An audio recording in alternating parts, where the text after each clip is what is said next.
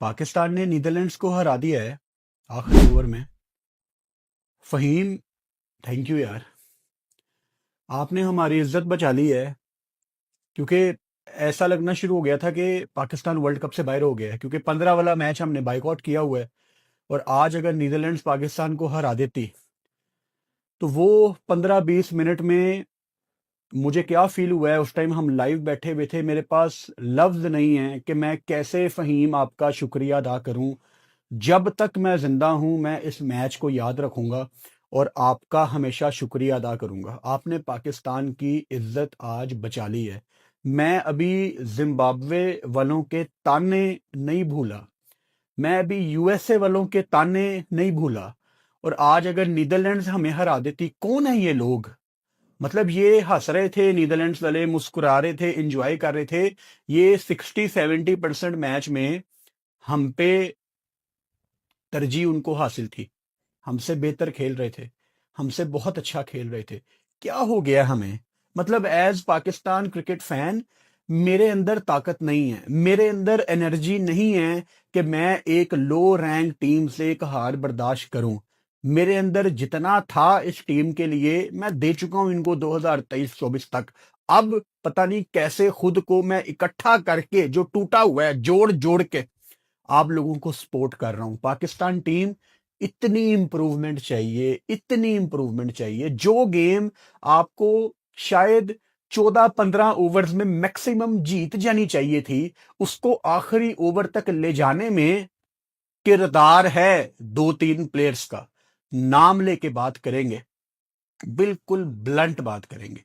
पहले मैं बात करूंगा पाकिस्तान की बैटिंग। कोलंबो में मैच हो रहा है, किसी किस्म की कोई टफ कंडीशंस नहीं है।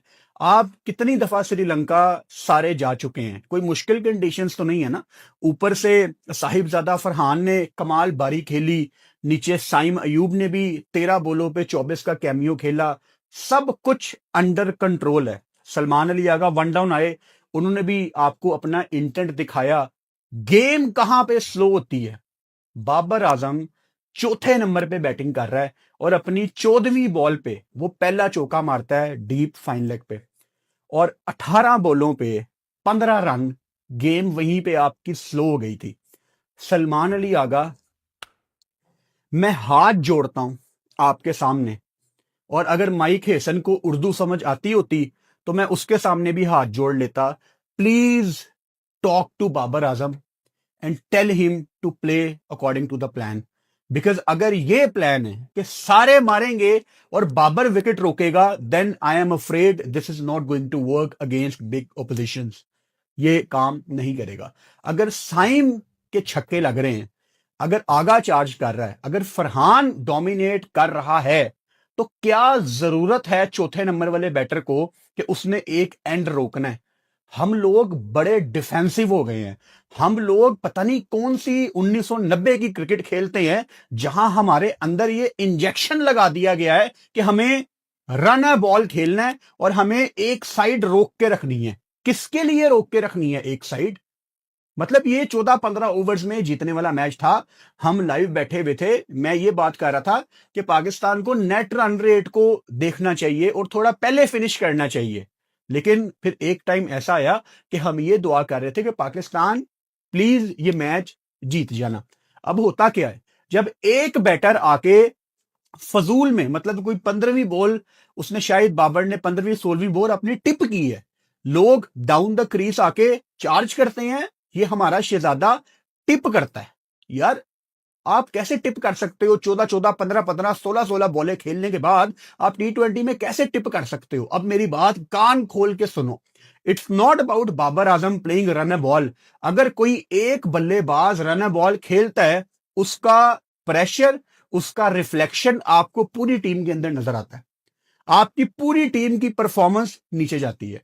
अगर फरहान हिट्टे लगा रहा है, फरहान के बल्ले से हिट्टे लग रही हैं, तो उसके ऊपर एक एक्स्ट्रा प्रेशर आएगा। अगर दूसरे एंड में मौजूद बैटर चार्ज कर ही नहीं रहा, वो चार्ज करने को छोड़ो, वो कोशिश भी नहीं कर रहा चार्ज करने की। फरहान गंदी शॉट मार के आउट हुआ।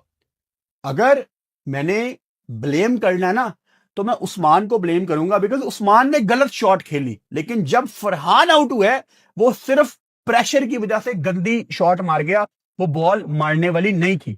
लेकिन अगर दूसरे एंड पे कोई बंदा हिट्टे लगा रहा है तो फिर आपको जरूरत ही नहीं है अननेसेसरी शॉट मारने की। फिर मोहम्मद नवाज है नीचे से, मोहम्मद नवाज 13 बॉलों पे 8। नवाज ने ना 13 बॉलों पे 6। नवाज अपनी जिंदगी में नवाज ने कसम खाई हुई है कि या तो मेरे बल्ले पे बॉल आएगी तो मैं छक्के लगाऊंगा, चौके लगाऊंगा। और जिस दिन नवाज फंसता है उस दिन वो इतना बुरा फंसता है, मतलब बीच में कुछ नहीं है। या तो मोहम्मद नवाज आपको एक्सेप्शनल पावर हिटर दिखेगा, प्रॉपर फिनिशर दिखेगा, जो मर्जी कह लो, या तो आपको वो इतनी बुरी बैटिंग करके दिखाएगा कि आपको समझ नहीं आएगी। दरमियान में नवाज के लिए कुछ नहीं है। प्रेशर इतना ज्यादा नीचे से। शहीन ने भी ऑब्वियसली कोशिश की, लेकिन शहीन से भी उस तरह हिटे नहीं लग रही थी। राणा, फहीम, अशरफ, में भी डिटेल में करूंगा पूरे मैच को ब्रेक डाउन। मेरे पास वर्ड नहीं है, मतलब एक ओवर में 3 छक्के, टोटल इनिंग्स में 2 चौके, 11 बॉलों पे 29। He is man of the match, he is man of Pakistan. He is not man of the match, he is man of Pakistan. मतलब मैं फहीम अशरफ आपका जितना शुक्रिया अदा करूं कम है। मतलब मेरा दिल बंद होने वाला था, मुझे मेरा जिस्म फील नहीं हो रहा था, मेरा दिमाग सुन्न हो गया था, मेरी रूह मेरे जिस्म से बाहर चली गई थी। शायद मुझे कुछ महसूस ही नहीं हो रहा था कि ये चल क्या रहा है। Are we going to lose from Netherlands now? और राणा आपने बचा लिया है। मैं उस टाइम लाइव बैठा हुआ था, मैं बार बार कह रहा था कि वो कौन शेर का बच्चा है जो पाकिस्तान को यहां से मैच निकाल के देगा। और राणा ने बताया कि मैं शेर का बच्चा नहीं हूं, मैं बब्बर शेर का बच्चा हूं। मैं खुद आपको अकेला अपने बलबूते पे ये मैच खत्म करके दिखाऊंगा। अब क्या फहीम को लोगों ने क्रिटिसाइज नहीं किया? क्या फहीम को मैंने क्रिटिसाइज नहीं किया? किया है, बिल्कुल किया है कि फहीम की किसी दिन बॉलिंग नहीं आती, किसी दिन फहीम की बैटिंग नहीं आती, किसी दिन दोनों चीजें नहीं आती। लेकिन आज अपॉर्चुनिटी थी। You are playing too many allrounders, और आज वो चीज क्लिक करके गई है। मतलब आज अगर फहीम आपकी प्लेइंग 11 में ना होता तो आप गए थे। और नीदरलैंड से हारना, इसका मतलब था कि आप तकरीबन वर्ल्ड कप से ना शुरू वाले 3 घंटे में ही बाहर हो गए हैं। और ये बात हमें सारी दुनिया ने ताने दे दे के हम पाकिस्तानियों को मार देना था। वो वहां पाकिस्तान क्रिकेट बोर्ड अगर लोगों को आंखें दिखाता है तो उसकी झलक पाकिस्तान टीम के अंदर भी नजर आनी चाहिए। लेकिन इतना प्रेशर क्या हो जाता है हमें? शुरुआत कहां से हुई प्रेशर की? जब बाबर आजम आए, उसके बाद नीचे उसने फरहान ने अपना विकेट थ्रो किया, उस्मान खान ने गंदी शॉट खेली, और फिर नवाज ने पूरी कसर पूरी की, उसको बॉल नजर ही नहीं आ रहा था। यानी मेरा बड़ा दिल था कि मैं पाकिस्तान, एक टाइम पे लग रहा था कि वन साइडेड गेम जीत रहा है। अभी बॉलिंग पे भी करेंगे बात, फील्डिंग पे भी करेंगे, सारे मैच को एनालाइज करूंगा। लेकिन मुझे लग रहा था कि हम पाकिस्तान की बड़ी पॉजिटिव बातें आज करेंगे। लेकिन मुझे नहीं पता, इस टाइम मेरे अंदर एक सुकून, नहीं सुकून तो नहीं है मेरे अंदर, पाकिस्तान जीती है, सेटिस्फेक्शन भी नहीं है, because I am not satisfied with this kind of win. But अल्हम्दुलिल्लाह, अल्लाह ताला ने हमारी इज्जत बचाई है, 2 पॉइंट हमें मिल गए हैं। लेकिन जिस तरह पाकिस्तान आज का मैच खेला है ना, आई होप ये एक वेकअप कॉल हो। आई होप कि ड्रेसिंग रूम में सारे इकट्ठे बैठ के एक दूसरे से बात करें और एक दूसरे को कहें, यार जरा बंदे दे पुत्र बनो यार, ये फजूल में ये डॉट बोले हमें काबिल कबूल नहीं है। चौथे नंबर पे अगला मैच आपका यूएसए के अगेंस्ट है, वो नाइट की गेम है 10 फरवरी को। You need to play Khawaja Nafay और फखर जमान। फखर का तो फिर भी चौथे नंबर पे 150 का स्ट्राइक रेट है।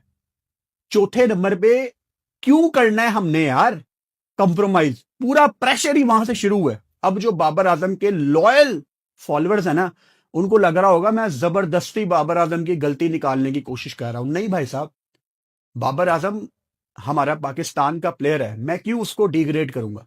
लेकिन अगर आपने एक एक बॉल देखी है, प्रॉब्लम की जड़ को समझा करो। ये आखिर में तो आपको पता है कि आखिरी ओवर में टारगेट चेज हो गया, लेकिन प्रॉब्लम की जड़ को समझो कि प्रॉब्लम आई कहां पे है। प्रॉब्लम आई है जब बाबर आजम ने फजूल में रन बॉल खेलना शुरू किया। एट टाइम्स तो रन बॉल से भी वो ऊपर टाप जाता है। मतलब ये हर मैच में जो मैं आपको बताता हूं ना कि बाबर बैटिंग करने आया है, आपका रिक्वायर्ड रन रेट उस टाइम थोड़ा होता है और करंट ज्यादा होता है, लेकिन बाबर 10 मिनट क्रीज पे रुकता है और बिल्कुल उल्टा सिस्टम हो जाता है। रिक्वायर्ड रन रेट ज्यादा हो जाता है और करंट कम हो जाता है हर मैच में। यार हम नीदरलैंड्स के अगेंस्ट खेल रहे हैं श्रीलंका में, मतलब अच्छा विकेट है। नीदरलैंड्स के बल्लेबाजों को मैं क्रेडिट दूंगा, उन्होंने सब ने अपने कैमियोज खेले। एडवर्ड्स ने फ्रंट से लीड किया, ऊपर उनके ओपनर ने अच्छी बैटिंग की। तो अगर सब कर सकते हैं, अगर वो हिम्मत दिखा सकते हैं, तो मसला क्या है बाबर आजम का? मतलब is it that timid mindset? I think it is, because skill थोड़ा बहुत उसके अंदर है, लेकिन वो माइंडसेट ना आपको ब्लॉक करता है। और अगर अल्लाह ना करे ये गेम पाकिस्तान हार जाती, तो आप किसको ब्लेम करते? सब एक दूसरे की तरफ देख रहे थे। और शदाब खान, मतलब कितनी इंपॉर्टेंट पोजीशन पे वो बैटिंग करने आया है, वो आउट होने के बाद बाहर जाके सलमान अली आगा से कोई बात कर रहा है and he was smiling. Shadab Khan, मुझे जिंदगी में कभी किसी किसी के ऊपर इतना गुस्सा नहीं आया जितना उस टाइम आपके ऊपर आ रहा था। आप लोगों को हंसने का ख्याल भी कैसे आ जाता है ऐसी क्रंच सिचुएशंस में? वो कुछ लोग होते हैं ना जिनको हर सैड मोमेंट पे जबरदस्ती हंसी निकल आती है। मुझे लगता है ये कोई वैसा केस है, क्योंकि नॉर्मल बंदा तो नहीं हंस सकता। तो शदाब खान, आपकी भी बहुत बड़ी रिस्पॉन्सिबिलिटी थी। ऑलराउंडर, आपको इतनी इंपॉर्टेंट पोजीशन पे पाकिस्तान बैटिंग करवा रही है। अब ठीक है, भूल जाओ ऑस्ट्रेलिया की सीरीज, अब भूल जाओ पीछे क्या हुआ है। You are playing world cup and you guys are lucky कि आपको जिंदगी में एक और वर्ल्ड कप खेलने का मौका मिल गया है। लेकिन जो आप लोगों की करतूतें हैं ना, मैं स्पेशली बाबर आजम से बात कर रहा हूं, स्पेशली शहीन से बात कर रहा हूं, शदाब से बात कर रहा हूं, ये जितने भी आपके सीनियर्स हैं, फखर, बाबर, शहीन, नसीम, शदाब, आप लोगों की जो करतूतें हैं, आप डिजर्व नहीं करते थे कि आप पाकिस्तान से दोबारा वर्ल्ड कप खेलते। अल्लाह का शुक्र अदा करें, और फिर पाकिस्तान क्रिकेट बोर्ड का जिसने दोबारा आप लोगों के ऊपर ट्रस्ट किया है। अब आप लोगों को फ्रंट से लीड करना है। अगर हमारी एक्सपेक्टेशन फरहान, साइम वगैरह से है ना, ठीक है, उनसे भी होनी चाहिए, but you guys our seniors, आपको फ्रंट से लीड करना पड़ेगा यार। खैर, शुरू से शुरू करते हैं यार। बहुत ही, मतलब अल्लाह ताला का शुक्र है कि हम ये मैच नहीं हारे। मतलब ऐसे लग रहा जैसे इतनी तकलीफ हो रही थी जब राणा से हिटें नहीं लग रही थी, और जब राणा ने हमें मैच जितवाया है, तो ऐसे लग रहा है जैसे जिस्म से ना किसी ने तकलीफ निकाल के बाहर फेंक दिया, और एक अजीब सी कैफियत है इस time. And I don't know how to say thank you to Rana Faheem Ashraf. यहां पे टॉस जीत के पाकिस्तान ने पहले बॉलिंग का फैसला किया था, और वो बिल्कुल ठीक डिसीजन था। अगर आप हमारा प्रीव्यू देखते हैं, मैंने पाकिस्तान नीदरलैंड के प्रीव्यू में कल रात को आपको बताया था कि जो टीम यहां पे टॉस जीतेगी, मुझे लगता है कि वो यहां पे पहले बॉलिंग करेगी। उसकी वजह सिंपल है कि यहाँ पे बारिशें भी हुई हैं, यानी विकेट को ढक के रखा गया होगा बहुत ज्यादा टाइम के लिए, और फिर यहाँ पे ड्यू ड्रॉप्स भी होती हैं, रात को ड्यू भी पड़ती है। उसकी वजह से विकेट के अंदर थोड़ी सी नमी रह जाती है। और जब आप सुबह विकेट के ऊपर से कवर उतारते हैं, क्योंकि श्रीलंका में रात को हर टाइम विकेट को कवर करके ही रखा जाता है, क्योंकि बारिश कभी भी आ सकती है। तो जब आप विकेट के ऊपर से कवर हटाते हैं, तो हल्की सी नमी होती है, और आप नए बॉल से उसको यूटिलाइज करने की कोशिश करते हैं। अब क्या पाकिस्तान ने यूटिलाइज किया, उसको हम अभी कवर करेंगे। और थोड़ी सी क्लाउडी कंडीशंस भी थी। अच्छा, वो क्लाउडी कंडीशंस वो वाली नहीं थी कि ऐसे बादल नहीं थे जिनमें पानी हो, वो बस थोड़ा सा, मतलब धूप चली जाती थी, बादल सूरज को कवर करते थे, थोड़ा ये सीन चल रहा था। तो आगा ने टॉस में उसका भी जिक्र किया था कि ये भी बहुत बड़ी वजह है कि हम पहले बॉलिंग कर रहे हैं। अच्छा, पाकिस्तान की तरफ से आज शुरुआत की शहीन शाह अफरीदी ने। शहीन शाह अफरीदी 2 ओवर में आई थिंक उनको 23 रन पड़े थे, और बहुत ही बुरी बॉलिंग शहीन ने की है पहले 2 ओवर्स में। मतलब एक तो उनका रनअप बड़ा स्लो था, थोड़ी तेज करने की कोशिश कर रहे थे। आई थिंक एक आधी बॉल उन्होंने 139.7 के करीब की है, 139.9 इस तरह कुछ, थोड़ी तेज करने की कोशिश कर रहे थे, लेकिन ना लाइन थी और ना लेंथ थी, कुछ भी नहीं था, और रनअप टूटा हुआ था। क्रिकेटिंग लैंग्वेज में रनअप टूटने का मतलब है कि आप उस जगह बॉल कर ही नहीं सकते जहां आप करना चाहते हो। स्लो भाग रहा था। और मैं आपको कितने सालों से बता रहा हूं कि फास्ट बॉलर किस मूड में है वो आपको उसका रनअप बता देता है। शहीन का बहुत ही ऑफ डे था। अच्छा, इंटरेस्टिंगली आज साइम अयूब को सलमान अली आगा ने 17वां ओवर दिया और एक ही ओवर करवाया। 17वें ओवर में साइम अयूब आया एंड ही गॉट 2 विकेट्स। उसकी वजह से नेदरलैंड्स का टोटल जो 160 170 को टच कर सकता था, वो अगर कर जाता तो यहां पे लेने के देने हमें पड़ जाने थे। साइम अयूब ने एक ओवर में 2 विकेटें ली। उसके बाद साइम को अगला ओवर नहीं दिया गया। मैं बड़ा ऑपोजिट सोच रहा था। उस टाइम शहीन को लाया गया तीसरा ओवर करने के लिए और शहीन का पहला स्पेल बहुत गंदा गया था, लेकिन तीसरा ओवर शहीन ने बहुत अच्छा किया। हालांकि उसने तीसरे ओवर में एक विकेट भी ली, लेकिन तीसरा ओवर उसने अच्छा किया। फिर उसके बाद मैं स्टिल तवक्को कर रहा था कि शायद साइम को एक आधा ओवर आगा और करवाए, क्योंकि एक एक रन बहुत इंपॉर्टेंट है ना, and they were struggling against spin. तो शायद शायद एक आधा ओवर और करवा देना चाहिए था। लेकिन फिर अपना सलमान मिर्जा ने भी तीसरा ओवर उसका महंगा रहा, लेकिन उसके बाद उसने अच्छी बॉलिंग की सलमान मिर्जा ने। So overall he got 3 wickets. Shaheen के लिए मतलब 3 ओवर में 28, but it was an of day. Shaheen का बिल्कुल भी अच्छा दिन नहीं था। नवाज भाई साहब बॉल के साथ इन्होंने शुरुआत ठीक की, लेकिन मिडल में फिर ये एक्सपेंसिव रहे। तीसरे ओवर में इनको भी मार पड़ी और ओवरऑल 4 ओवर 38 रन 2 विकेटें। लेकिन मुझे लगता है कि ठीक है, नवाज का बल्ले के साथ कोई बहुत अच्छा दिन नहीं गया। एक्सपेंसिव जा सकते हैं आप, लेकिन मैं मोहम्मद नवाज से ये तवक्को करता हूं कि जब टूर्नामेंट पाकिस्तान का खत्म हो, जो कि हम उम्मीद करते हैं कि मार्च में खत्म हो, 8 मार्च को ही खत्म हो, उस पे नवाज को बॉल के साथ टॉप 2-3 में आना है और आई होप के वो आए। शदाब खान 4 ओवर 26 रन, कोई विकेट नहीं। अब शदाब खान खेल रहा है ना, तो उस्मान तारिक नहीं खेल रहा, ये आपने समझना है। बिकॉज नवाज तो बाइड नहीं हो रहा प्लेइंग 11 से, अबरार भी बाइड नहीं होगा। शदाब खान 4 ओवर 26 रन, कोई विकेट नहीं। मेरा सवाल यह है कि क्या अगर उस्मान तारिक खेलता तो उसको इतने रन पड़ते, ये हमें नहीं पता, लेकिन शायद उसको एक आधी या 2 विकेटें लाजमी मिलती, क्योंकि जिस तरह उसका बॉलिंग एक्शन है, बॉलिंग एक्शन से हमारा मतलब है जो वो पॉज लेता है। कंफ्यूजन लोगों को बहुत ज्यादा है, एक्शन में प्रॉब्लम नहीं है, पॉज लेने से मुझे बुनियादी तौर पे मसला है। मैं गलत भी हो सकता हूं, मेरा ठीक होना कोई जरूरी नहीं है। तो नीदरलैंड्स जैसी टीम जिनको बहुत ज्यादा स्पिनर्स अपने घर में खेलने के लिए नहीं मिलते, इनको अगर आप पॉज करके बॉल करवाएंगे ना, तो उनको कुछ भी नजर नहीं आएगा। जैसे अबरार जब रोंगन करा रहा था, तो उनको पल्ले नहीं पड़ रही थी कि ये हो क्या रहा है। तो शदाब का खेलना या फहीम का खेलना, किसी एक ऑलराउंडर का खेलना, उस्मान तारिक नहीं खेल रहा, तो इसको हमने समझना है।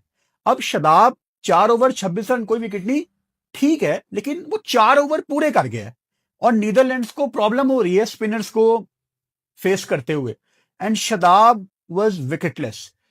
आई don't want to criticise Shadab Khan for his 4 overs, but उसको एटलीस्ट एक आधी विकेट लेनी चाहिए थी, बिकॉज दे वर स्ट्रगलिंग।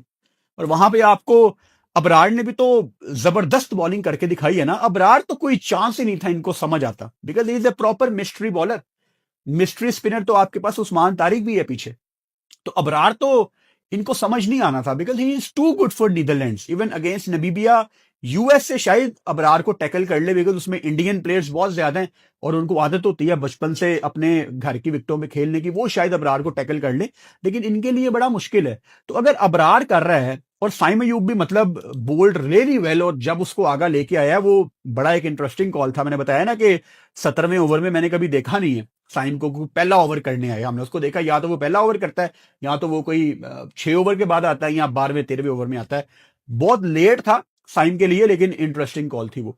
तो अगर ये सारे स्पिनर कर रहे हैं, तो फिर मेरे ख्याल से शदाब खान को एक आधे विकेट तो लाजमी लेनी चाहिए थी। और बल्ले के साथ भी मतलब शदाब खान 12 बॉलें खेल गए, 8 रन इन्होंने किए और काफी इंपॉर्टेंट पोजीशन थी। वहां पे प्रेशर आपको शदाब खान के ऊपर नजर आया, और सबसे बड़ी हाईलाइट के ड्रेसिंग रूम में जाके हंस रहा था शदाब खान। आगा के साथ जब बैठा हुआ था, उसको कोई बात बता रहा था, पता नहीं कवर कर रहा था अपनी बात कि मैं कैसे आउट हुआ हूं, क्या बॉल थी, आई डोंट नो, बट हंसना नहीं चाहिए था। नेदरलैंड्स की जितनी तारीफ की जाए कम है। वो 8 का रन रेट मेंटेन कर रहे थे और पाकिस्तान को जीतने के लिए 148 का टारगेट मिला था, 7.5 का रन रेट। मतलब उन्होंने हमारी एक्सपेक्टेशन से अच्छी बैटिंग की है। हालांकि जब मैच शुरू हुआ, जो इनका ओपनर था माइकल लिविट, ये पहले ओवर में शायद शहीन से ना थोड़ा सा डर रहा था फुटवर्क नहीं था। लेकिन उसके बाद जो उसने मिर्जा को प्रॉपर कट शॉटें लगाई हैं, मैंने कहा यार ये तो वो प्लेयर ही नहीं लग रहा।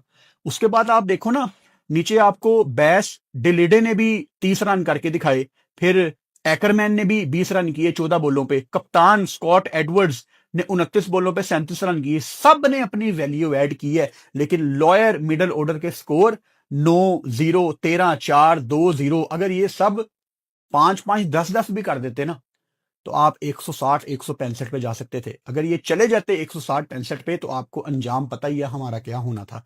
इसीलिए ये पैगाम पाकिस्तान टीम वालों के लिए भी है कि लोअर मिडल ऑर्डर काफी इंपॉर्टेंट पोजीशन होती है। आप बस कोशिश ये करो कि किसी तरीके हमने, जैसे 16 ओवर हुए तो वहां पे मैं लाइव बैठा हुआ था, मैंने यही बात मेंशन की थी कि नीदरलैंड्स की यहां पे कोशिश होनी चाहिए कि हमें पूरे 20 ओवर खेलने हैं, क्योंकि जब आप पूरे 20 ओवर खेलते हो ना, तब आप लगा देते हो एक डिसेंट टोटल। लेकिन एक बॉल रह गई थी, Mirza was too good in the last over, बल्कि पाकिस्तान के आखिरी 3-4 ओवर उन्होंने बहुत ही अच्छे डिलीवर करवाए हैं। तो टारगेट ऐसा था कि बिल्कुल नहीं लग रहा था कि पाकिस्तान को किसी किस्म की कोई प्रॉब्लम होगी, और होनी भी नहीं चाहिए थी। और वैसे ही शुरुआत आपको साइम अयूब ने भी प्रोवाइड की। अब आप देखो, कल रात को साइम अयूब कोई 12 करोड़ रुपए का बिका है हैदराबाद के लिए।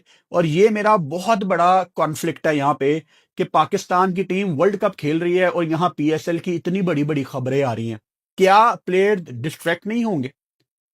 कल रात से सारे पाकिस्तान में बात हो रही है कि साइम ने 12 करोड़ रुपया उठा लिया है हैदराबाद से। अल्लाह ना करे अगर पाकिस्तान की मैच हार जाती, तो क्या आज सारे पाकिस्तान के प्लेयर्स को ये ताने ना दे रहे होते कि हाँ तुम लोगों को तो पैसे मिल रहे हैं पीएसएल में, क्या टेंशन है, वापस जाके कमा लेना उतनी पैसे। करते ना आप सारे ये बात। तो इसीलिए मैं कह रहा हूं कि ये कसूर प्लेयर्स का नहीं है, ये पाकिस्तान सुपर लीग की नलायकी है, जो इस टाइम हवाओं में है कि हमने टीमें बेच दी हैं। बट ठीक है यार, लेकिन आप हर चीज बहुत लेट कर रहे हो। पाकिस्तान वर्ल्ड कप की कैंपेन में है और वहां 11 तारीख को सारे वर्ल्ड कप के 3 मैच है उस दिन। 11 तारीख को ऑस्ट्रेलिया भी खेल रही है उस दिन। यू नेवर नो, आपको सेमीफाइनल में ऑस्ट्रेलिया फेस करनी पड़े। लेकिन मैं लिख के देता हूं, आपके प्लेयर्स उस टाइम पीएसएल का ऑक्शन देख रहे होंगे और बातें क्या चल रही होंगी, मैं 4 करोड़ में बिका, मैं 5 करोड़ में बिका। तो उस दिन जो मैंने बात कही थी कि पीएसएल का ऑक्शन नहीं होना चाहिए था वर्ल्ड कप के दौरान, अब समझ आ रही है बात? ज्यादती है ये पाकिस्तान क्रिकेट बोर्ड की तरफ से।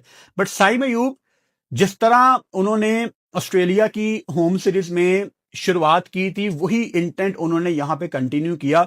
हालांकि कैमियो सिर्फ 13 बॉलों पे 24 का है, लेकिन मैं आपको बताता होता हूं ना कि T20 में ये देखा करो कि इंपैक्ट वाली नॉक कौन खेल रहा है, क्योंकि वो मैटर करता है, इंपैक्ट वाली नॉक।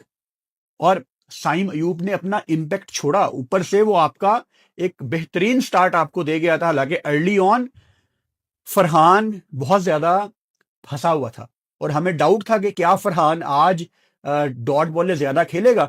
फरहान ने 31 बॉलों पे 47 किया है। इफ आई रिमेंबर, फरहान ने सिर्फ 8 बॉलें डॉट खेली है, विच इज गुड। उसके बाद फरहान ही आपकी टीम को आगे लेके गया। एक टाइम पे 180 का स्ट्राइक रेट था, 151 के स्ट्राइक रेट से खत्म किया। 2 छक्के 4 चौके, 31 बॉलों पे 47 रन की नॉक। काश 50 करता, बट उसका भी बहुत बड़ा किरदार है अगर आप ये मैच जीते हैं। 1 डाउन सलमान अली आगा, 150 का स्ट्राइक रेट, और आगा 8 बॉलों पे 12, अगर 3 चौके मार के आउट हुआ है ना। अगर कोई ये कहे कि आगा क्यों आउट हो गया, नहीं, कोई टेंशन की बात नहीं है यार। अगर साइम जल्दी आउट हो गया, बट इंपैक्ट तो छोड़ा ना। सलमान अली आगा जल्दी आउट हो गया, बट इंपैक्ट तो छोड़ा ना। T20 में यही तरीकाकार है। वो इंडिया को देख लो, वो 230, 240 से नीचे सोच ही नहीं रहे। श्रीलंका अगर हमारा उनके साथ मैच हो जाता है तो इतना टोटल तो खैर नहीं बनेगा, क्योंकि इंडिया में थोड़ी सीधी विकेटें होती हैं। बट अप्रोच जो बैटर आता है वो चार्ज करता है, और हम आज भी अपनी चौथे नंबर की पोजीशन पे कॉम्प्रोमाइज कर रहे हैं। ख्वाजा नाफे आपके पास एक ऑप्शन है। इवन मैं तो फखर को भी चौथे नंबर पे नहीं डालना चाहता, लेकिन अगर दोनों में से किसी को खिलाना है तो फखर का तो 150 का स्ट्राइक रेट है चौथे नंबर पे, और उसका ज्यादा बड़ा सैंपल साइज है चौथे नंबर पे। बाबर को तो आप जबरदस्ती उसकी मिन्नत कर रहे हो कि यार तू चल जा। तो ऐसी हमारी क्या जिद है कि हम पाकिस्तान के लिए कॉम्प्रोमाइज करने के लिए रेडी हैं, जस्ट इसलिए कि बाबर फॉर्म में वापस आ जाए। क्यों? मतलब यार, मुझे 18 बॉलों पे 15 बहुत ज्यादा चुभ रही हैं ये बॉलें। और जो एक चौका बाबर आजम ने लगाया वो down the leg side ball थी, डीप फाइन लेग। डड्डू फैंस, डीप फाइन लेग पता क्या होता है? मेरा ख्याल आप लोगों को ये भी नहीं पता होगा। एक जो चौका लगा वो down the leg side ball थी यार। अपनी उसने अप्रोच से, अपनी कोशिश से, अपनी जो उसकी क्लास है उससे उसने कोई चौका नहीं लगाया बना के। एक मेरा ख्याल है 17वीं ball, if I am not wrong, उसने प्रॉपर कवर ड्राइव मारने की कोशिश की थी, 16वीं या 17वीं बॉल, वो बल्ले से लगी नहीं। तो जब आप इतनी डॉट खेल चुके होते हो और एक पहली दफा जब आप कोशिश करते हो मारने की, तब भी शॉट्स नहीं लगती, क्योंकि आपने फजूल में प्रेशर चढ़ाया होता है। दरमियान में ये इतना प्रेशर चढ़ा देता है पाकिस्तान के ऊपर, पहले ऊपर से चढ़ाता था, अब दरमियान से, कि बाकियों को गंदी शॉटें खेलनी पड़ती हैं। खुद भी रन बॉल खेलते हैं और बाकियों के ऊपर भी प्रेशर डालते हैं। उस्मान खान ने जो इनसाइड एज लग के उस्मान खान बोल्ड हुआ, उसने बॉल को गलत कमिट किए। वो शॉट वो वाली मारने वाली नहीं थी, फुटवर्क भी बड़ा पुअर था उस स्पेसिफिक बॉल पे। लेकिन Usman Khan was too good in the fielding, even Babar Azam was exceptional in the fielding. बहुत उम्दा कैच पकड़ा, स्पेशली वो जो पहला वाला कैच था जिसमें बाबर बाउंड्री रोप के अंदर गया, बॉल उछाली, शहीन ने कैच पकड़ा। हम तो बचपन में ऑस्ट्रेलिया को देखते होते थे कि वो ऐसे कैच पकड़ते हैं, तो हमें आदत नहीं है इन कैचों की, तो वो बेहतरीन कैच था। और अब तो मेरा ख्याल है लॉन्ग ऑफ पे बाबर आजम, कोई सोच भी नहीं सकता कि मैं इसको टपा के छक्का मार सकता हूं। बहुत बेहतरीन फील्डिंग कर रहा है बाबर आजम। और एज ए फील्डर जब आप कोई ऐसा कैच पकड़ते हैं, पूरे मैच में आपके अंदर एक कॉन्फिडेंस आ जाता है। तो मैं तो तब भी तवक्को कर रहा था कि अब इसके अंदर कॉन्फिडेंस आ जाए, लेकिन वो नहीं हमें नजर आया। आज भी timid mindset. Usman Khan was too good. जो उस्मान खान ने भी अर्ली ऑन कैच पकड़ा भाग के दायरे के अंदर, यार वो उसका कैच नहीं था सलमान मिर्जा की बॉल पे, लेकिन उस्मान खान बेहतरीन कैच था वो। और उस्मान खान की विकेट कीपिंग से वो तकरीबन हर मैच में मुझे इंप्रेस कर रहा है। और उस्मान खान अगर आज 0 पे आउट हो गया तो ठीक है, उसका टूर्नामेंट अच्छा जाएगा, बिकॉज वो मुझे अच्छी शेप में लग रहा है। वो छोटे छोटे अच्छे कैमियोज खेलने का स्किल रखता है। नीचे से शदाब खान ने, मुझे बॉल के साथ भी मैं खुश नहीं हूं उनके साथ, और बल्ले के साथ भी इससे बहुत बेहतर उनको परफॉर्म करना चाहिए था। सी ये करवाता है आपसे प्रेशर। अब शदाब खान ने आईसीसी के कितने टूर्नामेंट खेल लिए हैं, क्या उनको ये सूट करता है कि वो 12 बॉलों पे 8 करें? मोहम्मद नवाज को इतना तजर्बा है। मैं नवाज को लेके ना बहुत कंफ्यूज हूं। नवाज कभी कभी बैटिंग करने आता है, वो बीस्ट मोड में होता है, मतलब आप उसको पकड़ नहीं सकते। आप उसको जहां बॉल करोगे वो आपको लपेटा मारेगा। और किसी दिन वो 2-3 बॉलों पे फंसता है ना, आपको वहीं पे समझ आ जाती है कि यार आज नवाज ने ना कुछ नहीं करना। वो फंस जाता है, वो डॉट बॉले खेलना शुरू कर देता है, वो अजीब सा दिखना शुरू हो जाता है। आई डोंट नो, नवाज यहाँ तो बहुत अच्छा, यहाँ तो बहुत ही बुरा, दरमियान में कुछ नहीं है। नीचे शहीन से भी ऑब्वियसली उस तरह हिट्टे नहीं लग रही थी, कोई बाउंड्री नहीं लगा सके। और दुख हो रहा था मुझे, क्योंकि शहीन एक आईसीसी की वीडियो में 2-3 साल पहले अपने आप को कह रहे थे I am a proper allrounder. और शहीन बैटिंग कर भी लेता है, उसने एशिया कप में आपको करके भी दिखाई थी। लाहौर कलंदर्स की तरफ से भी उसने चार्ज किया था, मैच जितवाया हुआ है। लेकिन शहीन, काश आज आपके बल्ले से 2-3 हिट्टे लगती, क्योंकि मजा आता। उस टाइम पाकिस्तान को जरूरत थी, और पाकिस्तान को जब जरूरत थी तो तारीख में ये याद रखा जाएगा कि एक बब्बर शेर खड़ा हुआ है, वो फहीम अशरफ है। मैं वंस अगेन फहीम अशरफ हाथ जोड़ के आपका शुक्रिया अदा करता हूं, आपने हमारी इज्जत बचा ली है। मतलब इवन कि ये मैच जीत के भी लोगों को पाकिस्तान के ऊपर डाउट ही होगा। और कौन है पाकिस्तान? आप हो पाकिस्तान, मैं हूं पाकिस्तान, हम सारे पाकिस्तान हैं। तो हमारे ऊपर लोगों को डाउट है। इस डाउट को आप जो वीडियो देख रहे हैं अपने ऊपर लें। इस टाइम सारी दुनिया आप पे डाउट कर रही है।